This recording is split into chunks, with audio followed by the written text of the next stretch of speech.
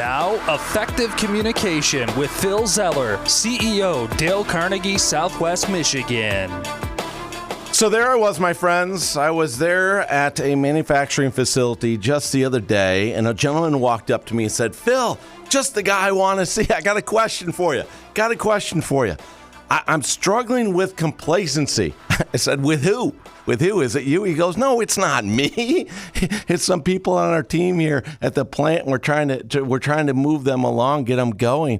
I said, well, we always talk about, what is the issue, right? What is the issue? We're dealing with human behavior. We're dealing with effective communication here. Phil Zeller, your host, as always here. Such an honor to be with you on effective communication. And he's sharing with me that he doesn't quite know what's causing the complacency. So I said, well, let's break it down. Let's take a look at it. And as we started talking about it, what we asked are these people competent? Do they know how to do their job? Are they accountable? And we talked about all the things that go and might make somebody complacent. And I said, and even when we talk about complacency, maybe we have to go one step further than complacency. And he said, well, what do you mean? I said, because oftentimes what we do in communication, what we do in leadership is we are too quick to go to the negative, to place blame. And when we look at something like complacency, we're saying someone's complacent, a negative thing, right? What if it's not complacency? And he looked at me and goes, what do you mean? I said, well, based upon your perspective, it's complacency. And I can understand that because you believe it's complacency because you believe that if it was you, you would do better, correct? He said, absolutely. That's exactly why I think it's complacency, because my mind doesn't work that way. He goes, and I know you, Phil, and you're the same way. You're the same way. You don't make up excuses for anything. I don't make excuses for anything.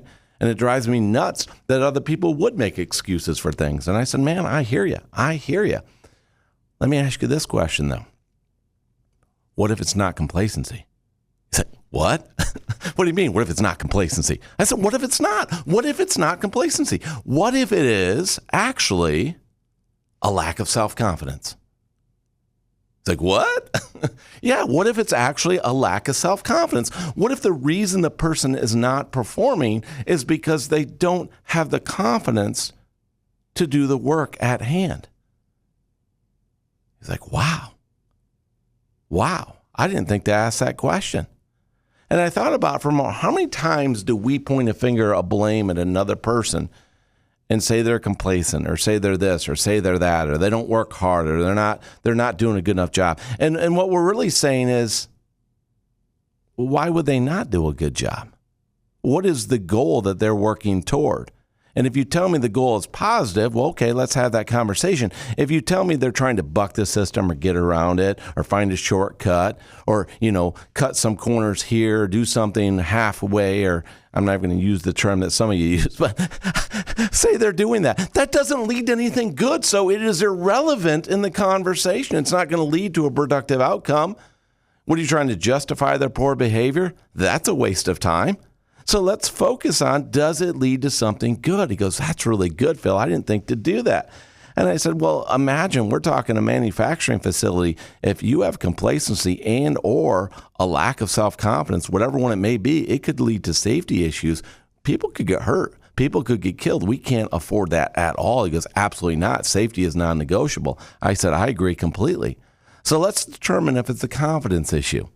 He said, well, how do we do that? And I said, think about driver's ed. Think about when you went through driver's training and you were with that instructor in the car and they walked through every step. Before you even turned the key over, you had to set the mirrors on the car, right? You had to make sure everything was set in the car. All your mirrors are set, your seats adjusted. Everything is right before you even started the car, correct?